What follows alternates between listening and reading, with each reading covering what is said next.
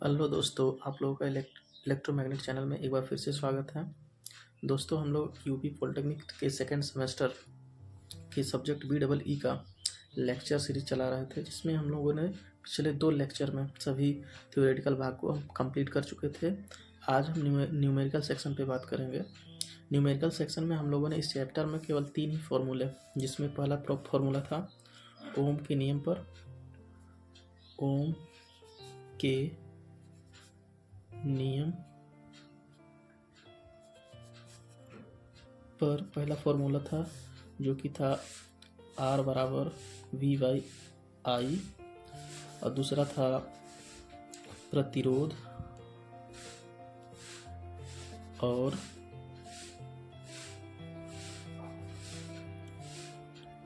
ताप में संबंध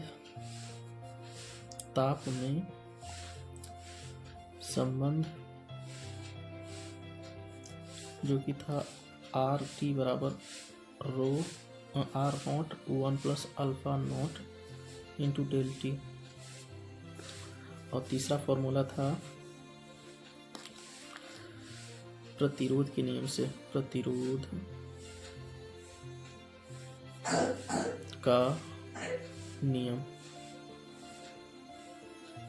जो कि था R बराबर रो इंटू L/A। यही 3 फॉर्मूले थे। आज यही 3 फॉर्मूले पर 3 न्यूमेरिकल देखेंगे। इसके बाद ये चैप्टर समाप्त हो जाएगा। आइए देखते हैं।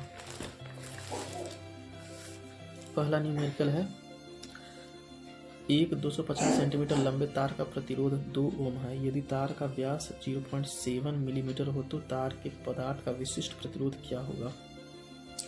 तो सब इस न्यूमेरिकल को सॉल्व करने से पहले दोस्तों, इसमें जो दिया हुआ मान है सबको इस तरीके से लिख लेते हैं कि दिया हुआ है L बराबर 250 सेंटीमीटर, या इसको मीटर में बदलेंगे तो 2.5 मीटर हो जाएगा। D बराबर दिया है 0.7 mm, और R बराबर 2 ओम दिया है। तो न्यूमेरिकल को सॉल्व करने से पहले सबसे पहले ये वैल्यू जो भी दी हुई है उसको लिख लेते हैं। इसके बाद फॉर्मूला लिखते हैं।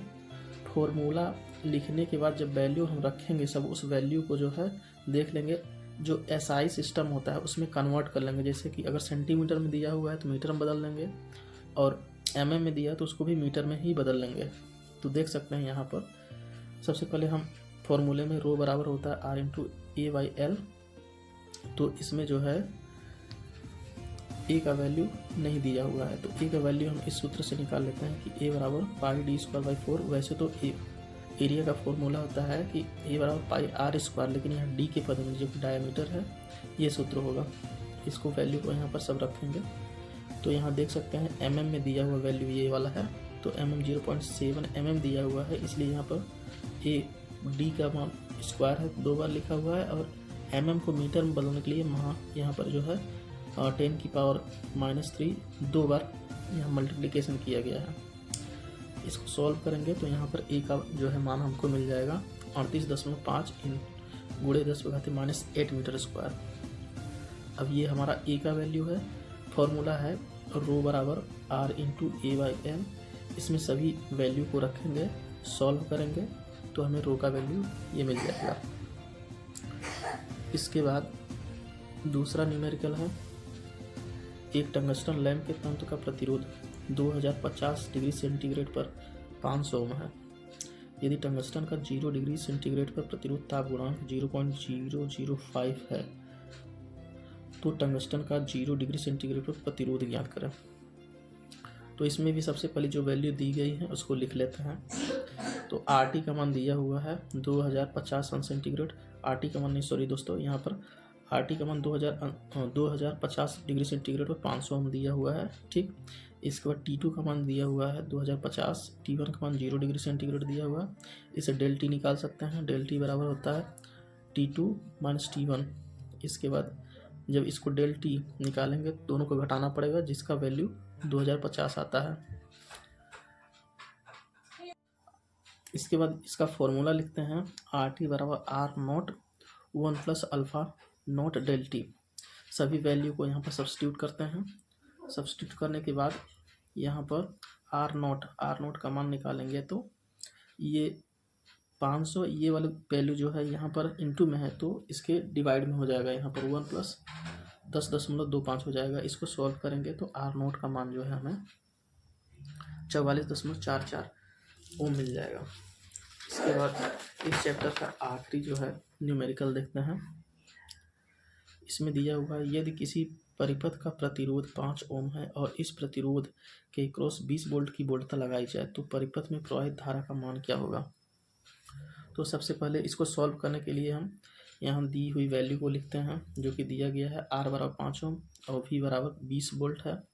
तो प्रतिरोध के नियम से यहाँ ओम के नियम से R बराबर होता है V/I। तो यहाँ पर सभी वैल्यू को सब्स्टिट्यूट करेंगे।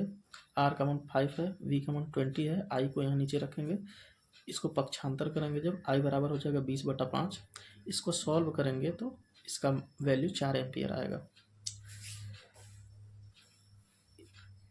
इसके बाद जो है यहाँ पर हमारे इलेक्ट्रिकल सिस्टम में जो ज़्यादा पदार्थ यूज होते हैं उन 3 पदार्थों की जो है प्रतिरोधकता को यहाँ पर 27 डिग्री सेंटीग्रेड यानी कमरे के तापमान पर इनकी प्रतिरोधकता को लिखा गया है। इन तीनों की प्रतिरोधकता आए दिन एग्जाम में पूछा जाता है, अतः इसको आप लोग कंठस्थ कर लीजिए। जिसमें चांदी की प्रतिरोधकता 1.6 × 10⁻8 ओम मीटर होती है। यहाँ पर देख सकते हैं वैल्यू माइनस में है, 10 की घात माइनस में है, जिसके कारण यहाँ पर हम कह सकते हैं कि चांदी की प्रतिरोधकता बहुत ही कम होती है। इसके बाद तांबे की प्रतिरोधकता होती है, इसके बाद सोना की होती है। लेकिन यह सोना हम लोग इलेक्ट्रिकल सिस्टम में बहुत ही कम यूज होता है क्योंकि सोना एक बहुत ही महंगी धातु है। तो उसके बाद एल्युमिनियम की बारी आती है। एल्युमिनियम का प्रतिरोधकता जो 2.8 × 10⁻8 ओम मीटर होता है। इस प्रकार दोस्तों ये हमारा पहला चैप्टर पूरी तरीके से कंप्लीट हो गया है। यदि आप लोगों को वीडियो पसंद आता है तो चैनल को सब्सक्राइब करें, लाइक करें और शेयर करें। इसके बाद हम लोग अगला चैप्टर डीसी परिपथ पढ़ेंगे, जो कि हम अगले लेक्चर में पढ़ेंगे। धन्यवाद।